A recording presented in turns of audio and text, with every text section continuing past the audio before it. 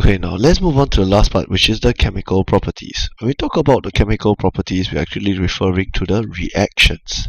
Okay, there's one reaction that all of them will undergo, which is known as the combustion. Okay, so what is combustion? Combustion actually is, okay, reaction. It's a reaction with oxygen.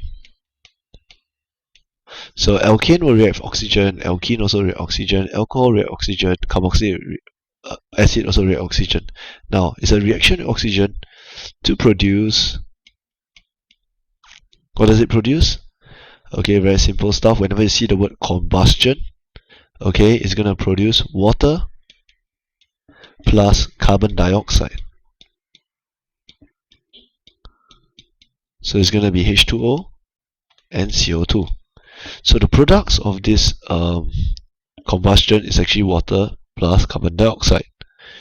So no worries about that. It's all about balancing equation with regards to combustion. So if you see any of these organic compounds, okay, any of these homologous series reacting oxygen, the products will always be the same, which is water and carbon dioxide. Okay, this is actually complete combustion. Take note of this word, complete combustion.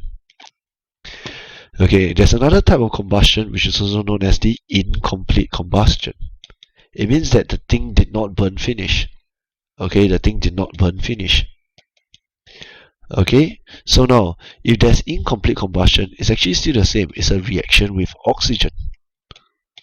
Okay, now, however, the products that comes out of it now is slightly different.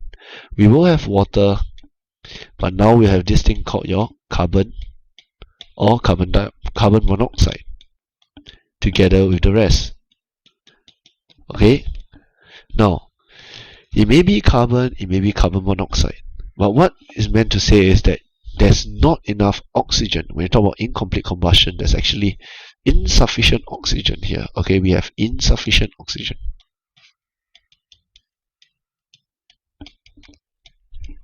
Insufficient oxygen to react with our organic compounds. So insufficient oxygen, you can see that, oh, there's not enough oxygen to attach to the carbon. That's why it produces, some of it is left as carbon, some of it is left as carbon monoxide. It cannot totally become CO2. Okay, carbon monoxide. You can see here, short of one oxygen, short of two oxygen. Okay, why does it only have no oxygen and one oxygen? Because there is insufficient oxygen. So this is your incomplete combustion. Okay, complete combustion is when everything reacts, okay, every single thing reacts to give you water and carbon dioxide. So this is with regards for the four of them. Now, so far we are talking about things which are similar with regards for the chemical properties. Now, all of them actually has a very distinctive reaction that they will undergo. First one, let's talk about alkane. Alkane actually undergo this thing called substitution reaction. Okay, substitution reaction. Now, what is this thing about substitution reaction? If you can see here the word substitution, that means it's about replacing. So example, we can have CH4, this is your alkane, we react it with chlorine. Okay, what's going to happen is that one of the hydrogens is going to get kicked out and replaced by a chlorine to give you CH3Cl plus HCl. So how does it happen? Think of it this way. I have a carbon attached to 4 hydrogens plus 2 chlorines attached to each other. So what they tend to do is they'll break the bond. This guy will hop over here and this guy will hop over here. So when this guy hop over here, you can see that the Cl will be attached to the carbon, while this H attached to this chlorine after they have broken their bonds to give you CH3Cl and HCl. So how does this guy look like? This guy here looks like this. CH This guy here looks like this. HCl. H bonded to a chlorine. Okay, let me redraw this. H bonded to a chlorine. So this is your substitution reaction. Normally they will only test you for chlorine. Okay, normally they will only test you for chlorine. What's the condition? Okay, for organic compounds, there's always a condition that it will react. So now, for this reaction to take place, take note, you must have UV light present. Okay, you must have UV light. Without UV light, this reaction doesn't take place. Okay, so alkane has one special reaction called substitution reaction, which is unique to itself.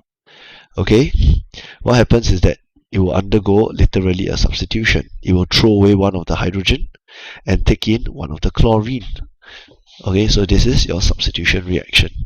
Now, next one, we move on to alkene. Alkene has a unique reaction too. It is called the addition reaction. Okay, addition reaction. So thinking, what is this addition reaction about? Remember, okay, how does your carbon look like? How does your organic compound look like for alkene? It has a C double bond C. Okay, let's try at ethene. It looks like this. This is ethene. Okay, it looks like this. Now, you can see here, when for addition reaction, what we're going to do is we're going to break the bond here, and we're going to bring in some other elements or some other atoms so that it will be added into this. So one classic example is a hydrogen. Okay, hydrogen added to this. Okay, what is going to happen is this hydrogen will form a bond with this carbon. This hydrogen will form a bond with this carbon. And the bonds here will break, and break. So what you're going to get is C, okay, your H. You can see after breaking the bond, one carbon here only. Now, the hydrogen form a bond with this carbon. So you have one hydrogen attached here, another hydrogen attached here. So this is what we call addition reaction, where the alkene has things added to it. Okay, when I add hydrogen, this process is known as hydrogenation or hydrogenation. It depends on how you want to call it. Okay, there are other addition reactions. So another one is known as bromination. So as you can see from the word, bromination means adding bromine. So you can imagine the same thing happening. So you have your ethene here. Okay, your ethene. And what I'll do is I'll bring a bromine near it. Okay, a bromine, and bonded it looks like this. So same thing, I'll break the bond over here, I'll break the bond over here, one bond. Okay, then I'll build some new bonds between the carbon and the bromine. So your final compound will look like this. One carbon attached to another carbon with a single bond. H, Br, H. So this will be your, this is a product after bromination. And last one, actually, what can happen? Okay, let me erase this last part over here. Sorry. Maybe let's create a new comp P. Erase this part over here. Oops. Erase this part over here so that I can draw my last one. Okay, let's erase. Now, the last one, addition reaction, right? We can actually talk about hydrogenation, bromination. There's also addition of water. Now, water is something special here. How does it happen? Okay, if I have my C double bond C attached to two hydrogens, I think of water as a OH bonded to a H. Again, think of it as an OH bonded to a H. So what's going to happen is I'm going to break one carbon bond, one of the bonds between carbon and carbon. I'm going to break this bond between oxygen and hydrogen. Then I'm going to form a linkage between one oxygen with the carbon and this hydrogen here with the carbon. And what you're going to get is something that looks like this.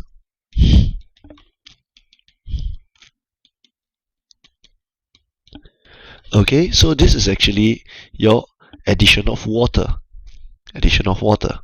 Now, the addition of water, this reaction here, okay, you realize alkene, after you add water, what does it become? You realize this fella here is actually your alcohol. So, this is something interesting, which means that actually your alkene can become an alcohol. Okay, alkene can become an alcohol. So this process, alkene becoming alcohol, is known as your addition of water.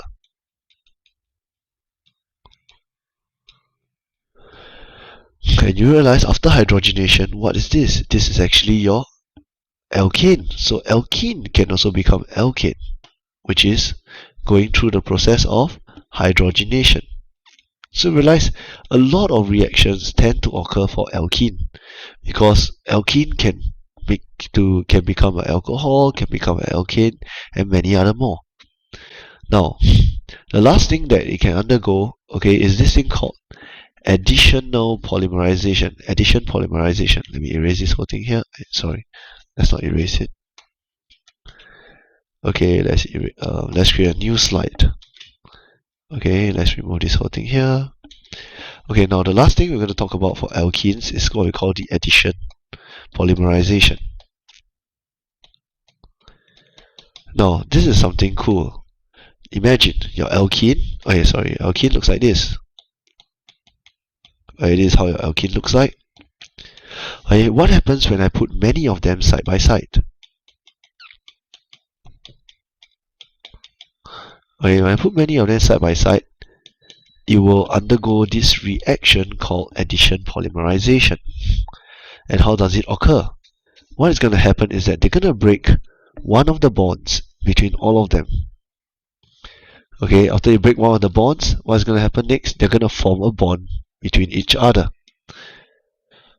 Once you break the bond, you form the bond, what you're going to get? Okay, those broken on, let me erase it. Okay, realize, oh, now it has become a very nice compound here. Okay, you can realize that what I'm doing is I'm adding many of my alkenes together, and this is known as additional polymerization.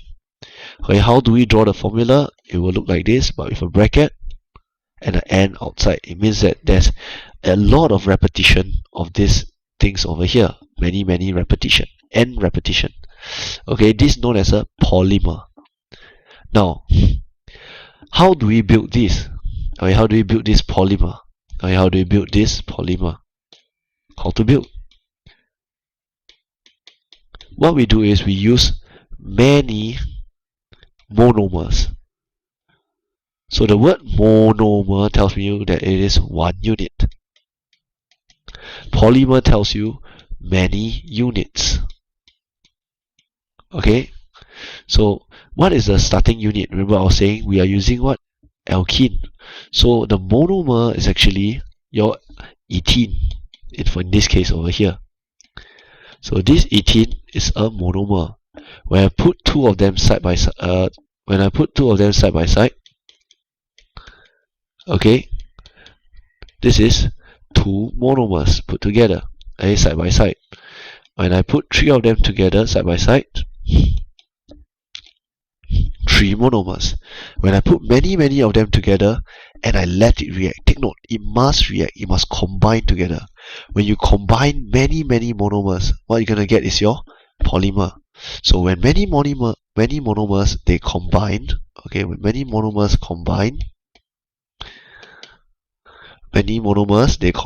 they will give polymer. Okay, many monomers combine to give polymer. So this is actually your addition polymerization. It is a compound made from many monomers. And which homologous series can undergo addition polymerization? There's only one, which is your alkene. So just take note of this. Alkene has quite a bit of reactions. Okay, you got the addition reactions, okay, which are known as addition reactions such as hydrogenation, bromination, and also the addition of water. These three are addition reaction. Addition polymerization is also an addition reaction, just that it's a little bit more cool and special because there's this term here called polymerization. So this is a summary with regards to alkene.